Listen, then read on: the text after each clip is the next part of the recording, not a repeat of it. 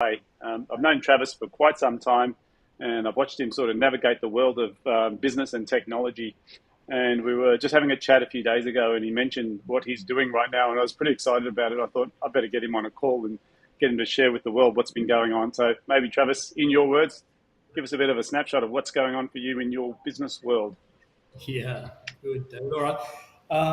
Well, VidStep's what we've built, but the bit of a backstory behind that is, as with most decent technologies, it was built for self-serving reasons. It was built to help us and our clients at the time to work in with, we're going back probably 3 years ago now, to work in with the changes that we saw occurring in particularly trades and service businesses around the operational softwares they're using, the job management softwares, etc. So Yeah. we built this solution to help them, and sure enough, a few people started looking at it and took off like wildfire early last year.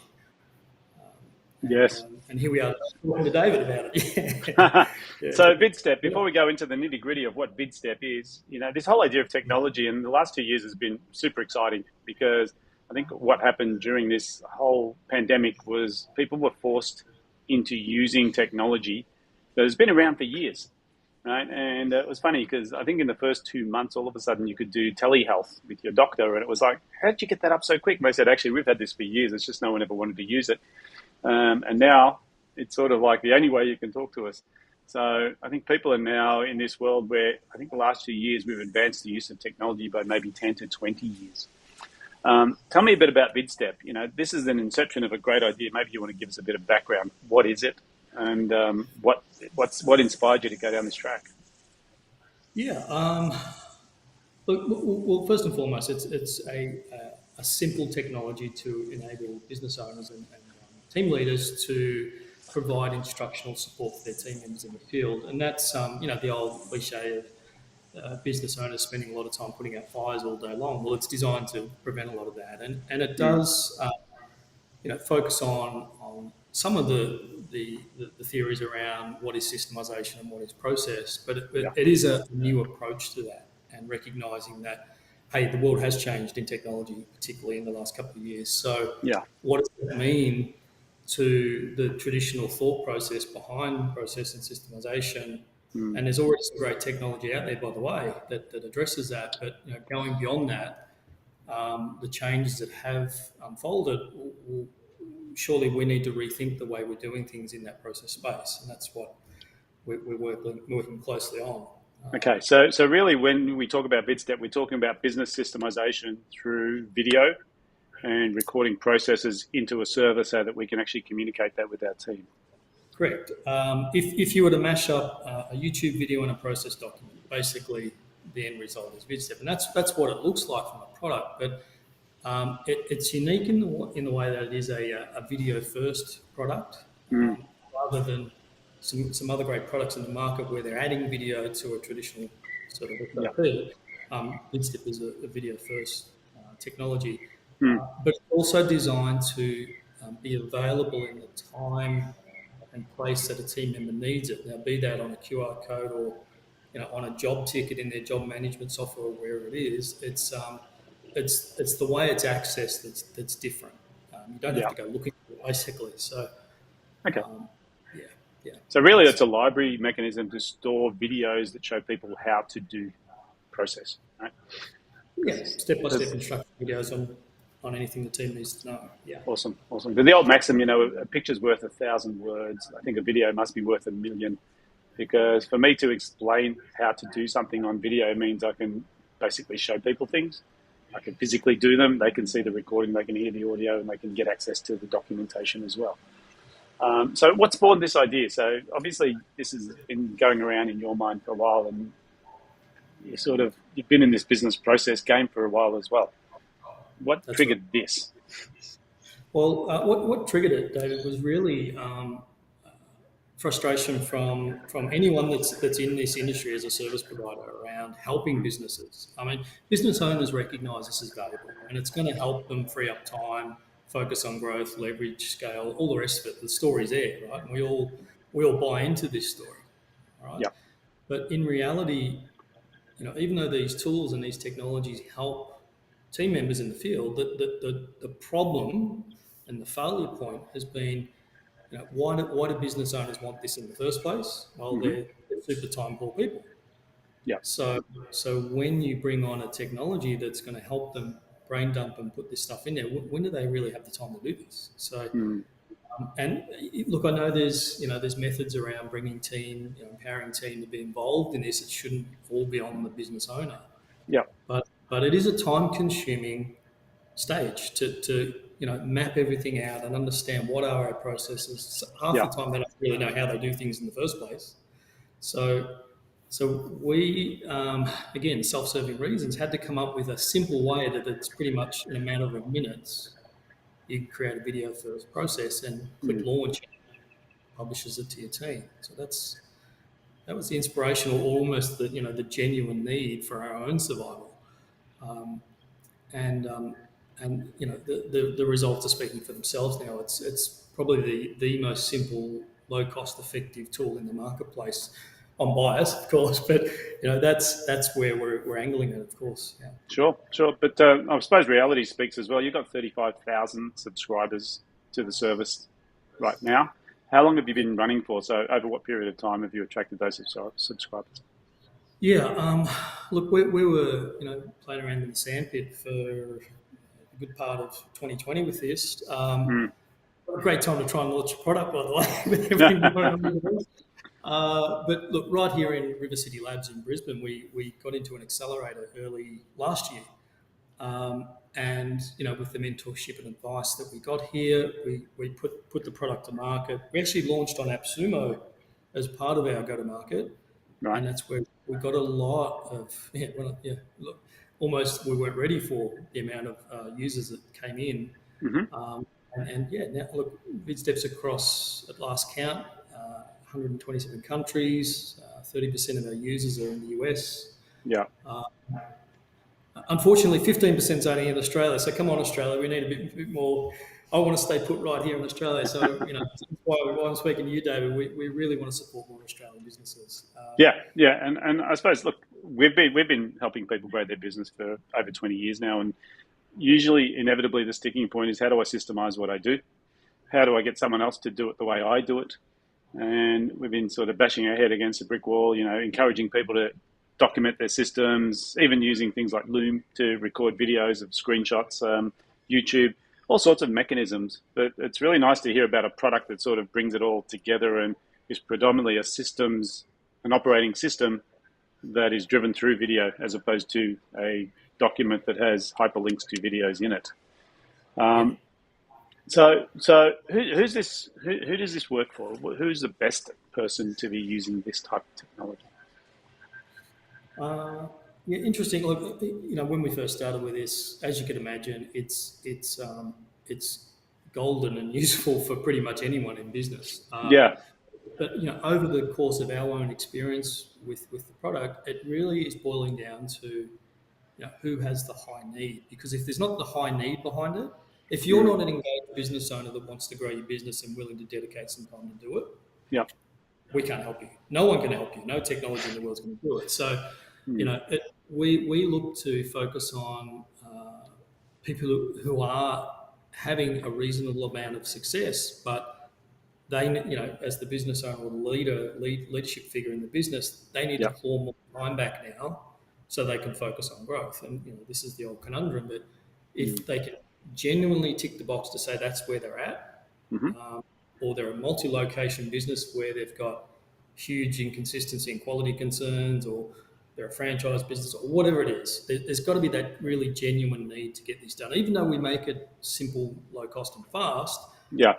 if they're not going to do anything with the product, then what's the point? So it all starts with the genuine need, David. And yeah, look, VidStep's a great tool to really empower the team, but Mm. on the flip side of that and the admin side, it's like, how simple can we make it for those business owners and team leaders? Yeah. Yeah. So I suppose what you just described is someone who wants to grow but is hamstrung by their ability to communicate with their team. someone who's got a distributed team, so basically they're all over the world, where they're trying to centralize, but they don't have time to sit there typing up documents. Their preference is to literally record, this is how you do it, and then store that in a way that people can absorb these things and find them. Because you mentioned something earlier, just before we started the call, about how people access the data and using things like barcodes and so forth. Can you give me a sort of an example of how that would be applicable? Yeah.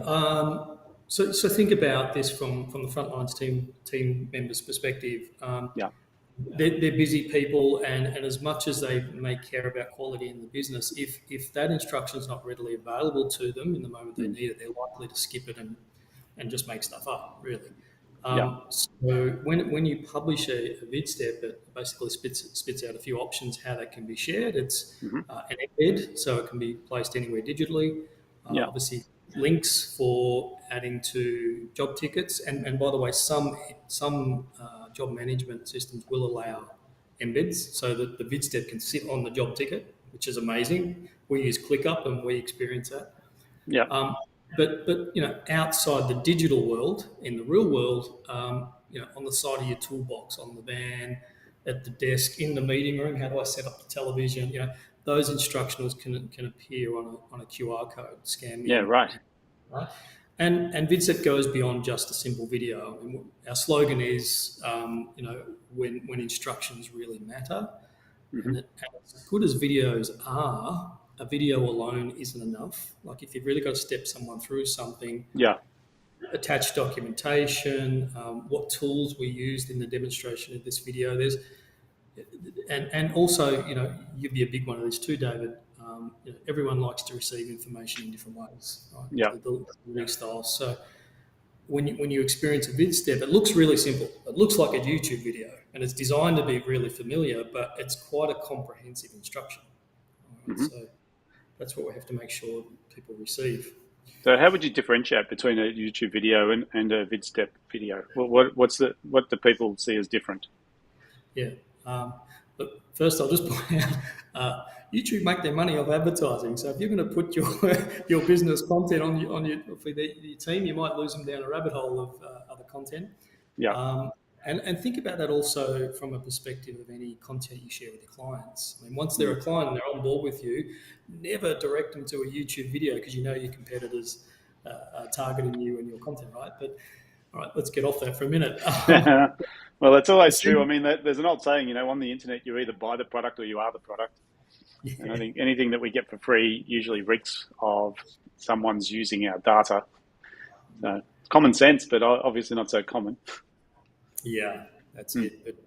But comparing to look YouTube or Vimeo or any other, or even Loom for that matter. I mean, Hmm. they're all good products, and they serve a purpose mostly for entertainment purposes. Let's face it. But Mm. if you need a comprehensive, robust, step-by-step instructional with the level of detail you need for compliance, and is there a policy associated with this, and all of a sudden you're getting a sense that YouTube and other products aren't enough.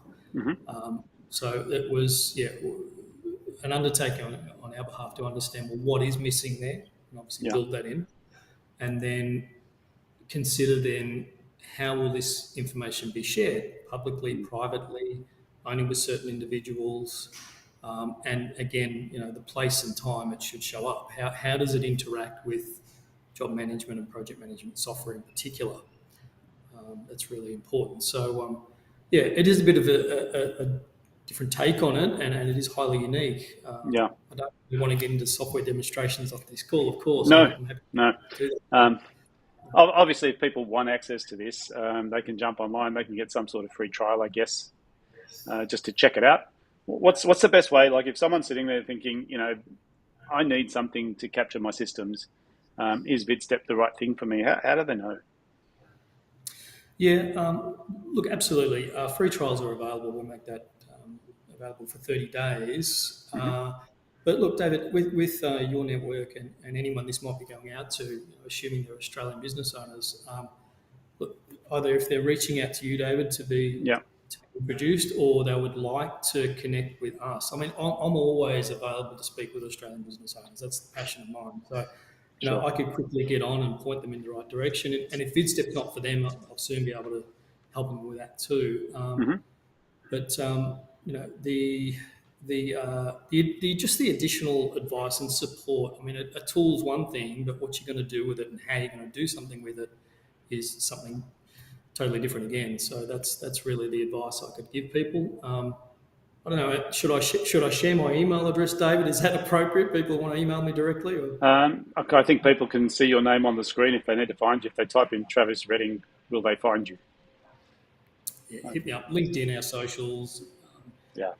customer support on the website, whatever it may be. Yeah, we're here to Yeah, help. I think it's funny because people say, "Can I put my email address?" I say, "Look, most people are smart enough to find you if they need you. That's it. I can Yeah, do this. I can pop up your little calendar link that you sent me, but for people to get that off the video and actually make it do something is quite challenging. So I'll put that up there for those people who are old school. Calendly.com, Travis at hyphen vidstep /30 minutes. The smart punter will just type in Travis Redding or Vidstep, VIDSTEP, into the search engine and they will find you. And if they can't, they can always come back to us. perfect. Obviously, we're connected, so I can make the introduction for those people who need to find out a bit more. Right. Look, as we sort of come towards the end of this, Trav, what are the key elements that people need to be looking for? They're in business, right? And like for me, there's always, you run a business, there's a few things you need to do. The first thing is you need to be very clear about systemizing what you do so you can hand it off to other people, right? The second thing is once you've done that, then you can work on what really counts, which is growth. And growth to me means finding the right people to work for you and finding the right customers to buy from you. And I think when we look at those two things, that's probably the biggest focus for a business owner is how do I grow my business? And I think if they're not, what's going on? Here we go. Taking that off the screen. It's taking up too much real estate. And so when we talk about this type of process, what we're doing is we're killing two birds with one stone because we're systemizing our business, but we're also making it easier to train new people, which means building our team becomes a lot easier because we're not wearing ourselves out, because anyone who's experienced building a team knows how much time and effort goes into training and selection. And I've often told the people one of the best kept secrets of growing a business is finding and keeping good people. And I don't think it's about just having a good ad or paying a lot of money. I think it's about creating a work environment where not only can they come in and start to become productive quickly, but they actually enjoy working. It's not stressful on them. It actually allows them to do their job quite well. And so anything that supplements what they do by training and systemization helps in that sort of in that retention of those people also. So, in my mind, there's a couple of trigger points that occur. One is you mentioned people are in business and they can't really let go because they're always there trying to tell people what to do or to manage it or doing it themselves. Systemization then becomes an obvious thing. The second thing, and I don't think this is a direct connection, is we're in a market now where it's hard to recruit. You talk to anyone in business and they say really hard to find good people, and they expect unreasonable money. And to me, that's just a hurdle that is a symptom of the times. Finding and keeping good people is one of the biggest secrets to building a business. So creating a system or a business that attracts them is one of the fastest ways, I think, to grow a business. Dan Sullivan wrote a brilliant book called Who, Not How. And in it, he sort of says, you can know how to do things, but the more you know how to do, the more you paint yourself into a corner of doing it. When you find those right people who can actually take on these jobs and scale, then your business can grow. Mm-hmm. So maybe just going back to you, if you've got some leaving thoughts or comments, because, for some of the people on the call, they're just interested in your story. Other people are sitting there going, this could be for me. What's sort of your belief around running a business and understanding whether you need to go down this track or not? Yeah, a lot of points to cover there. I don't know how much time we got, but look, essentially, I'll tell you now, every business owner that we've ever supported always believes no one can do it as good as they can. Yeah. So it's actually false. And the findings are usually, if you hire the right people, they'll do it far better than you if you just give them an opportunity. All right, so let's get over ourselves, business owners, first of all, myself included. We all hold that a bit too close. Yeah. But second of all, yeah, absolutely. Great team members are critical to the whole formula. And it's really almost a passion and what drives us, that we believe great people show up to do great things. And to be responsible as a business owner or a team leader, for that matter, responsible delegation is key. And your team, if you give them the opportunity to grow, they'll take it on, right? They're always looking for new opportunities to grow and expand. But to set them up for failure and not properly support them, Mm. and we get into this conversation about training, and my look, training is critical. Don't get me wrong. And to train someone for 10 hours and then have them work 10,000 hours in your business, there's a bit of an imbalance there. You can see Yeah. that, and it's memory based. So, it's what goes on in that other 9,990 hours. How are they supported in that moment? And Yeah. that's where this whole instructional support theory comes in. But yeah, and there is a lot of talk right now about, hey, we can't get good people. All right? Mm. And people are spending a lot of time and energy on talking about this. And I'm like, well, have you got good people already? How can you optimize? How Yeah. can you be more efficient from within? And maybe you should look within before you really have to look outside of what you've already got. So maybe Mm-hmm. work on what you've got first of all. Look, we could go on about this, David, but look, I just want to rewind, assuming we've got time here. Yeah, we've got another 10 minutes. All right, great. About, like, I think it's about 10 or 12 years ago that I first bumped into you, buddy. And at that time, I was doing some speaking gigs for, I think it was like Simon Reynolds or some group. I can't remember. Look, and in those conversations, we used to speak with a lot of business owners in there. We talk about systemisation, and we Mm. bring up the whole, who is really responsible for how team members perform, who is Yeah. responsible for how team members perform, right? Mm. And we heard some horror stories about what business owners think about their team members. And I always remember this one lady standing up and abusing us and telling us it's not her responsibility on how her team members perform. And she'd just finished firing a young lady over not being able to make a cup of tea. Right? How profound. Now, when we challenged her on that and said, well, because there was a reception position, greeting the Yeah. important clients, bringing it into a meeting room, and the embarrassing moment where this young lady had to walk in and ask the boss, I don't know how to make a cup of tea.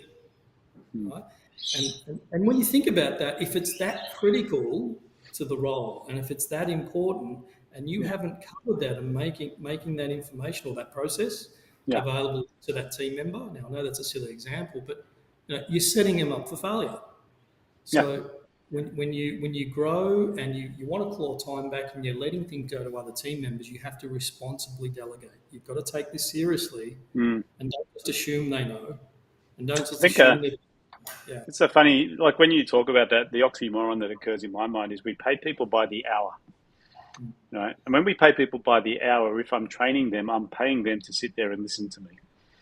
So that costs me money, right? Yeah. If we paid people on productivity, then we would start to quickly realize that the training pays for itself, because the next 8 hours after a training is usually highly productive. And, that old tenet, what happens if I train them and they leave? Well, most people have the what happens if you don't train them and they stay syndrome. They've got all these employees that are hanging around and they're not trained and they're never going to leave because they can't do the job, but you're stuck with them. And so this fear of training people and saying, well, if I train them up, I'm wasting all my time training them, and if they leave, then I've lost all that time. Well, the alternative's not good either. And one of my mentors many, many years ago, nearly 21 years ago, said, in business, you get the people you deserve. So when you talked about that lady and this, it's not my problem. Everyone in your employ is your problem because you employed them in the first place. So if they're not producing, that's because of you. And you have a couple of options. One is to get rid of them and start again. But the other one is to actually provide a framework where people can thrive. And I think the smart business owner realizes that their job is to make sure their team is productive, as opposed to make sure that I just, hope that I find the right person. And having a training mechanism like this, 5 years ago, 3 years ago, people weren't using technology to do training. They were doing one-on-one, which is super expensive.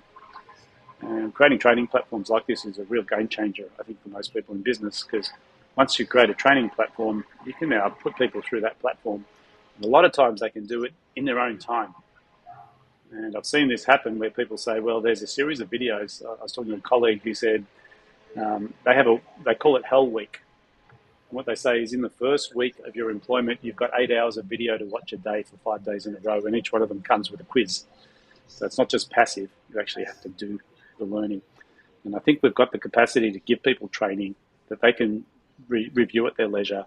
We can give instruction in an automated manner like this, and it can really step up the productivity of our team. That's a good point. And it's not that hard. I mean, people get scared off by this. I mean, to pick up your mobile phone and record a 30-second video, or hit the loom button, or we've even got our own inbuilt screen recorder. It's not that hard. And once you plug it in there, add your steps and click publish. Yeah. It's amazing. You know, it's amazing the return on the investment, what you can receive. But you know what it also triggers, David, is and you know, the more team participation in this type of thing, the better. You know, the positive deviance in your organisation. Who's best at doing something? Yeah. They should be recording the video. Yeah. But it also, you know, it sets the line in the sand to say this is how we do it, or this is at least how we perceive we do it, and then from thereafter, it's constantly inviting improvement. And we talk about continuous improvement a lot, and that sounds really complex too. But Yeah. just for a team member to push back and say, "Hey, step 3 of this particular video, I think we can do better," or there's a new tool or new technology, whatever it is, and you Yep. can so quickly just adjust, click publish, update, you're done. So getting better and better all the time. It's not a static thing, you know. Creating right. your system and your processes should never be a static thing. It's always like your bookkeeping. It's just an ongoing, never-ending improvement cycle. Yeah. But, So I think like the central message that keeps coming back is business systems are dynamic, number one. Number two, using video and using your phone, which is funny because I used to work in television. My first job I was at Channel 7, and what you carry in your pocket these days outweighs the best cameras that they had, which used to be about 30 kilos, right? So this excuse of I don't have the equipment is gone, right? And the message is clear to me. It's start using video or some style of video to do your training. Don't think of it as something I have to go into production to do. I can carry this thing in my pocket and I can get things done and I can start adding to this system. But the more key element that you described earlier is the accessibility.